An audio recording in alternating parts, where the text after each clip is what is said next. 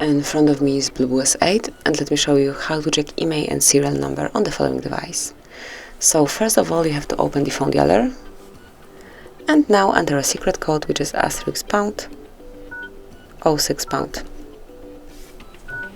And as you can see right in front of you, you've got both IMEI numbers assigned to your BLUBOO. Tap on OK to go back, and then the other possibility to reach those numbers is to open the settings, then find and pick About Phone, and now click on Status. Right here under IMEI information, you will be able to find your IMEI numbers, and a bit lower, right here, you've got serial number assigned to your BLUBOO S8. So that will be all. This is it. Thank you for watching. Please subscribe our channel and leave the thumbs up.